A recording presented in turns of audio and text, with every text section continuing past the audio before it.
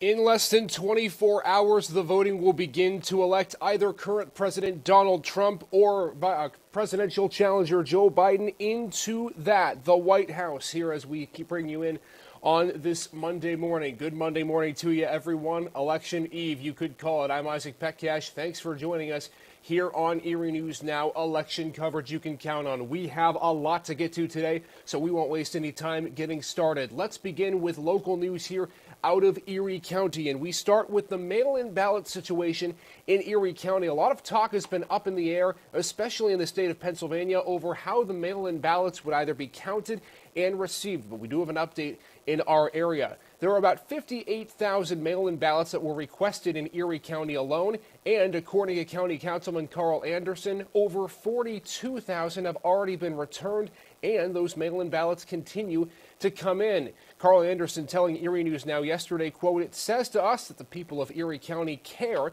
and they're responding." Anderson also adding that people appreciate the election board's decision to place a drop box right at that county election box.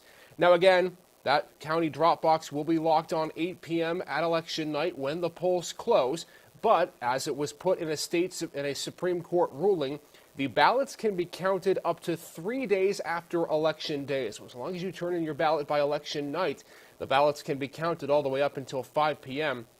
on November 6th.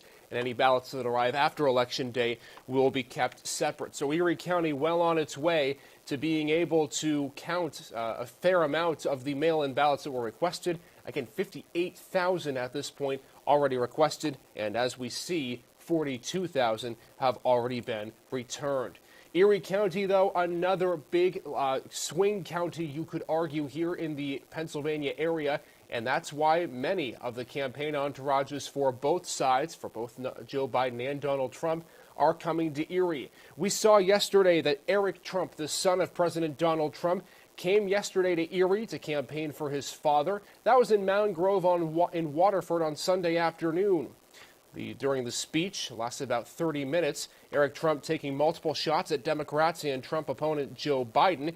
He called the party the radical left and says the election is a decision between right versus wrong. Now again, Trump's son also claiming the border wall, which was a 2016 campaign issue, has, quote, decreased human trafficking and the amount of drugs and illegal immigration in America. So Eric Trump coming to Pennsylvania yesterday. It was the second time he was in Erie County. He was in Erie back on September 21st and in Waterford, obviously, today. So pretty clear, as we see right now, that this is a very competitive race in Pennsylvania, and we'll show you the poll numbers in just a second. Erie County especially, one of those swing counties that we're seeing. Speaking of campaign rallies, with just 1 day to go before the election, we have dueling rallies today in Erie County. We start with Vice President Mike Pence. It will be the Vice President today will be making a rally. It'll be to Make America Great Again rally, and that will be at the Erie International Airport at 2 p.m. this afternoon. Now, the doors for that event will open at noon, which will happen in just a little bit here, so there's just a few hours from now. You can request up to 2 tickets. We have put a link for that on our website. And, of course, Mike Pence, part of this President Trump campaign entourage, he'll actually be in Latrobe, Pennsylvania, before he comes to Erie today. So both campaigns, as we'll see in just a second, coming to Erie. On the Biden campaign side, Dr. Jill Biden, who would be the First Lady if Joe Biden is elected president, she will be making her way to Erie today as well. This is part of a canvas kickoff event today for the Biden campaign, as there will be multiple members of the Biden campaign entourage that will spread across the state of Pennsylvania. Now, we don't know events of the time or where the event will be. We'll update you with that on Erie News Now as we hear more information.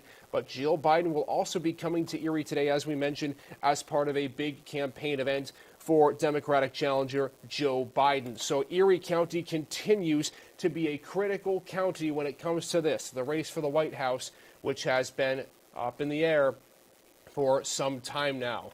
That's the local news right now as we speak. We do want to give you some information, though, about the national race this morning and some national news we're following out of Washington, D.C. regarding the election.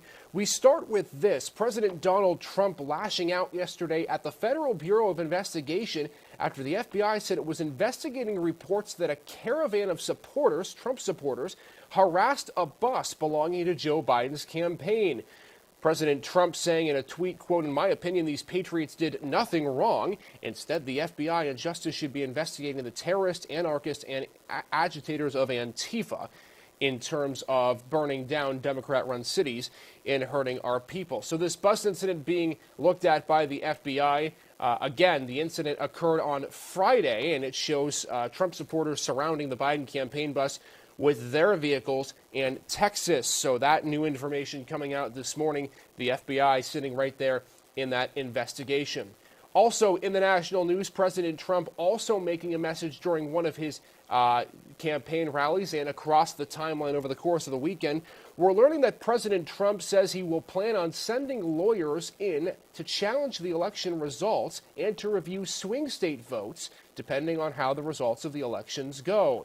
After landing in North Carolina yesterday evening, President Trump was asked to report about a report published, that said the president could try to prematurely declare victory on Election Day. Now, the president denied that he would do this. However, he did lament the Supreme Court ruling that allowed for Pennsylvania, our state, and North Carolina to count absentee ballots that are postmarked before Election Day. So we are learning more, of course, about the national race. The president planning to wait to challenge the results, if he were to at all, depending on what the results are in the presidential race. Well, there have been many issues we know about the presidency and what specifically people are going to vote for. If you watched Erie News Now weekend mornings and Erie News Now weekend evenings yesterday and Saturday, you saw a couple of live guests. You saw a business owner that was concerned about their business and how the presidency would affect that. We talked to a member of the LGBTQ community who's also a business owner. He said he has some things to consider as well. But one of the big talking points about this election is the coronavirus pandemic. And as we have seen, cases are rising as we get toward Election Day. CNN's John Lawrence has a report out of Washington.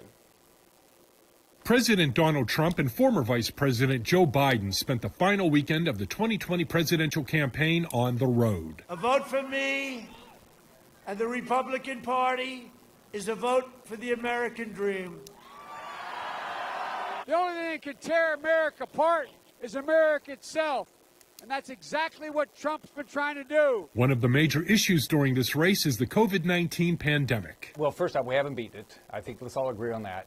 I think we have to, all of us need to wear a mask. We need to social distance. According to Johns Hopkins University, since January, there have been more than 9.2 million confirmed cases in the U.S. and more than 230,000 deaths. We're going to see not just the cases continue to escalate, but we're going to see perhaps 2,000 deaths per day 2 or 3 weeks from now. And now voters will decide who should lead the fight against the pandemic. This as President Trump appears to suggest firing Dr. Anthony Fauci, a member of the White House's coronavirus task force. Don't tell anybody, but let me wait till a little bit after the election. We're going to act to get COVID under control. It's almost criminal the way he has handled it. I'm John Lawrence reporting. So let's go ahead now and take a look at where the candidates will be on this Monday. We know Dr. Jill Biden and Vice President Mike Pence will be in Erie today, but the president also going to make some stops around the United States, as well as the former Vice President Joe Biden. Let's start with President Trump's schedule here. He'll be in 5 different places today. He'll start with a rally in Fayetteville, North Carolina. That rally, remember, was rescheduled from Friday after high and gusty winds postponed that rally on Friday evening. The president will then be in Wilkes-Barre, Scranton, Pennsylvania, so he will be stopping in the Pennsylvania area. From there, the president will travel to Traverse City, Michigan for a rally at about 6:15.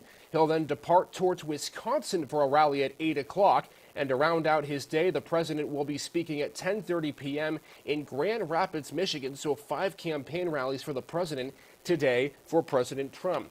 Joe Biden is expected to make a couple of campaign rallies near the Philadelphia area today. Remember, we said the Biden campaign planning on spreading out to different sectors of the United States and specifically different areas of Pennsylvania. They said they'll be in the 4 corners, if you will, so near Erie, near Pittsburgh, near Philadelphia, and closer to Harrisburg.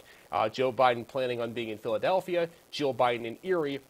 Not sure where the rest of the campaign entourage will be, but like we said, We'll get you more information once we know the location and time of where Dr. Jill Biden will be speaking here in Erie County.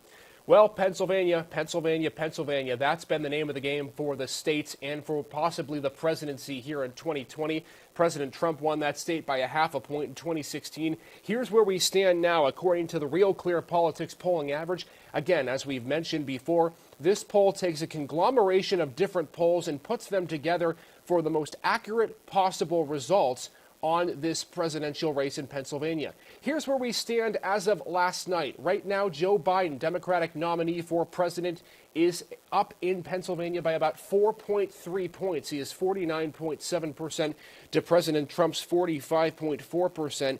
We've seen it's been fairly close for the majority of the entire month. You see Biden's largest lead came at the beginning of the month, October 10th. He was up by about 7.1 points, according to this poll. Trump did close the gap to less than 4 points a few days ago, but right now it seems to be Biden ahead ever so slightly, but still within that margin of error here as the Democratic nominee looking to convert that state of Pennsylvania, a state Trump was able to win, and a swing state that really essentially gave the presidency back in 2016. So we'll keep an eye on where the results are in the state of Pennsylvania here as we are also getting ready for Erie News Now Sunrise. And with that, we bring in Kara Coleman. Kara, it's Monday, but it feels like a Friday because there's so much going on. Give us a rundown of what we've got today. It's going to be a big week.